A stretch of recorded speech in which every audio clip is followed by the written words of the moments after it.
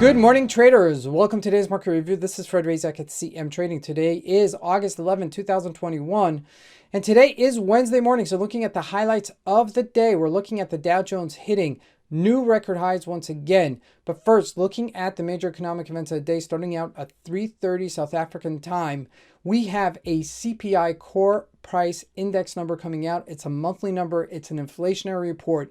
Really very, very important, as important as the FOMC at this present time frame, because everything is really focused on the dollar to see if it's devaluating. Now, looking at the various markets, starting out with the Forex symbols, we're watching the dollar gaining, okay, versus the major pair, the euro on its lows.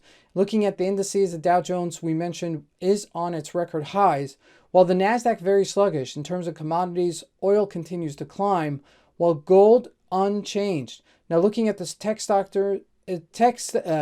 stocks pretty much bifurcated. The tech sector is very weak, while the big board stocks are strong.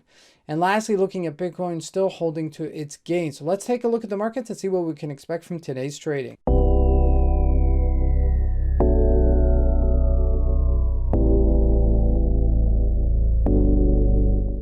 So it doesn't get better than this. On a daily chart of the Euro USD, you can see we're on that support level, 117.14-ish level. And you can see pretty much that we are challenging this area. Okay, now we haven't been at this level since March 21st.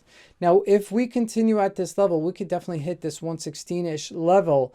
And then we got to go to actually a weekly chart to see how much further we can go. Okay, I mean, at this stage, we can even hit 115. Now, I'm more likely to think we're going to break this because this is a candle and it's picking up some steam on the downside. Now, looking at the Aussie Dollar also did falter yesterday, but not on its lows.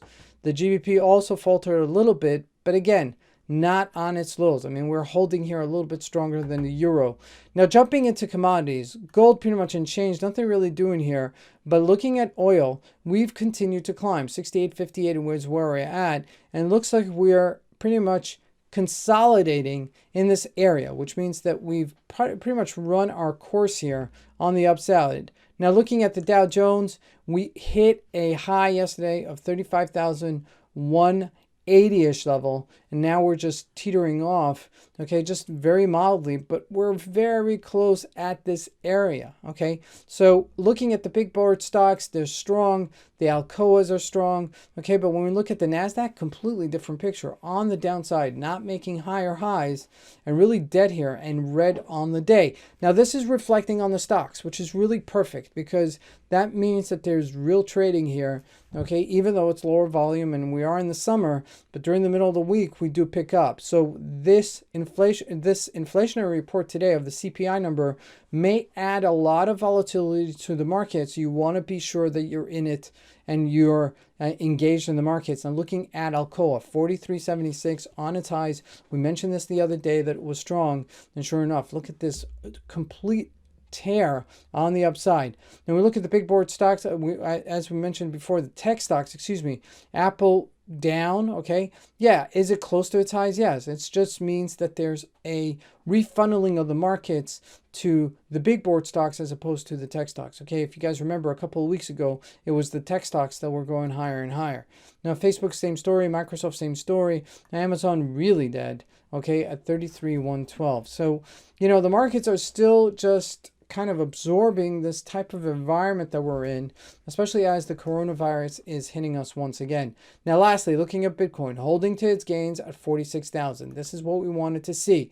That was the area that it needed to break, okay, in the short term in order to push us higher. Now, the next real resistance-ish area, I would say, is 49,000. If it does climb to that, then I think that that's where we're going to go. But it is looking like it's sustaining this trend on the upside. This is Fred Razak. I want to wish everybody a great trading day. Thank you.